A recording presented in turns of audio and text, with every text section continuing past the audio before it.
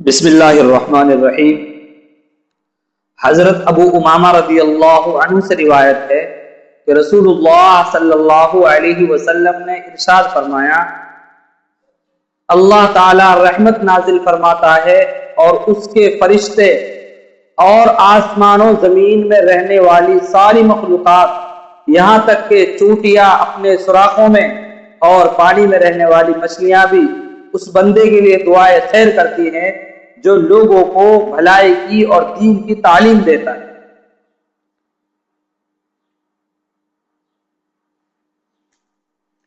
میرے بھائی دوستو، اس حدیث کے اندر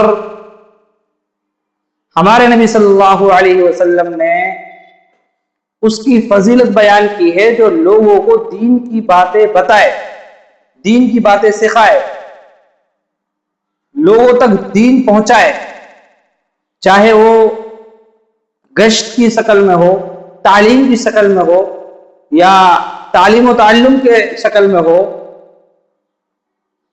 میری گزارش ہے ہر شخص سے کہ لوگوں کو روزانہ نماز کی، دین کی دعوت ضرور دے، اللہ کی طرف لوگوں کو بلائے۔ مجھے امید ہے کہ آپ لوگوں کو یہ حدیث بہت پسند آئی ہوگی۔ اپنے دوستوں کے ساتھ اسے ضرور شیئر کریں، اور مزید ایسی حدیثیں اور روزمرہ کے مسائل جاننے کے لیے، سننے کے لیے ہمارے چینل کو سبسکرائب کریں، اور اگر آپ فیس بک پر دیکھ رہے ہیں تو فالو ضرور کریں۔ السلام علیکم۔